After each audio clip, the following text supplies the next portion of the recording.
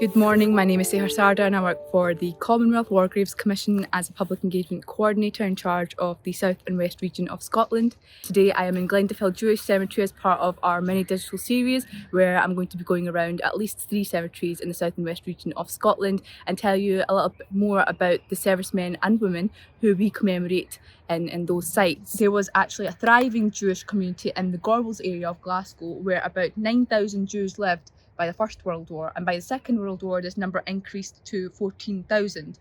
In this cemetery the Commission commemorate 18 servicemen, all of whom served during the Second World War, and these servicemen came from the following nations: Canada, Poland and of course the UK.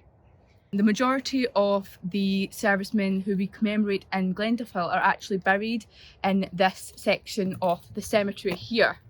Another individual that I would like to highlight on this tour is Staff Sergeant Jack Needleman. As you can see here, his headstone is not a Commonwealth War Grave Commission war grave, but it is instead an example of another type of headstone that the Commission look after, known as a private memorial, which his family or next of kin would have commissioned. In the cases of private memorials, typically only the casualties' name themselves would be painted in black ink. So for example, in this case, as you can see here on the grave marker, only Staff Sergeant Jack Needleman's details are highlighted and not anything else on the grave marker. And that is because we are only responsible for caring for Jack's name. Jack was the son of Michael and Mary Needleman. Originally from Glasgow, he had served with the Glider Pilot Regiment at the time of his death, though he had initially enlisted with the Army Air Corps. The Glider Pilot Regiment was a specialist British unit during the Second World War, and this regiment was responsible for crewing the British Army's cargo gliders and saw action in the European theatres of war in support of Allied airborne operations. Jack died on the 28th of April 1944 at 24 years old because of an air accident. Good morning, my name is Grant Pinkerton and I'm one of the volunteer speakers on behalf of the Commonwealth Grave Commission here in the city of Glasgow. So this is the grave of Henry George Jackson, who was a private in the Pioneer Corps. Henry was actually Heinz Georg Jacobus, who was born in March 1915 in Germany. He was the son of Dagobert Jacobus and Ella Jacobus. In the 1939 register, he appears as a student living down in London, and in the register of enemy aliens exempt from interment in 1939 he was noted as a organist as his profession, but currently a student of music. He actually enlisted in the Pioneer Corps, which was a very common occurrence for Jewish immigrants into the UK. Their profound knowledge of the German language and customs made them hugely valuable to the British forces, and they had the nickname the King's Most Loyal Enemy Aliens. Unfortunately, Heinz died in October 1943 at Douglas in Lanarkshire, just a few miles away from here. Douglas was the site of a number of military camps, both for training purposes and also prisoner of war, so we wonder if his language skills were being put to use there. As an aside, when researching the family, there is actually a Dagobert Jacobus mentioned in the Holocaust Memorial website as being transported to the Łódź ghetto in 1942 and sadly perishing there that year. So a fairly sad story, losing both potentially his parents and also losing his own life at the age of just 28, having escaped from Nazi persecution in Germany.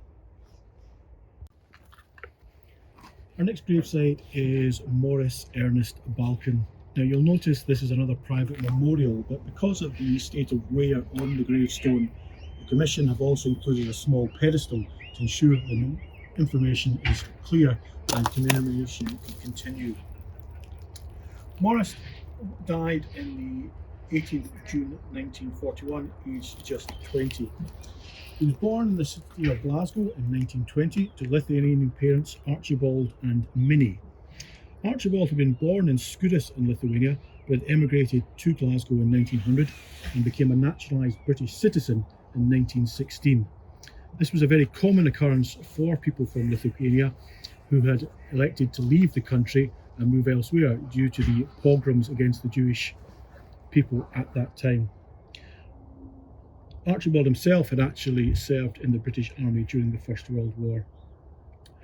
Morris was sadly killed during a testing of a Hampden bomber which took off from RAF Fingley. The aircraft stalled and dived to the ground shortly after takeoff, just outside the airfield boundary near Doncaster. There were 5 personnel on board, the eldest of which was 26, the youngest just 19. All men were killed.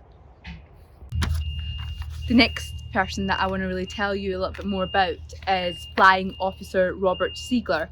Robert Seigler was the son of Bernard and Ida Seigler of Montreal, Canada. He was born in 1913 and he graduated from Oakwood College Institute in Toronto and was a member of the YMHA Water Polo Championship team. Before his enlistment, Seigler was actually manager of an Army and Navy club at Long Beach in California in America. He actually lived there for 7 years before he had enlisted.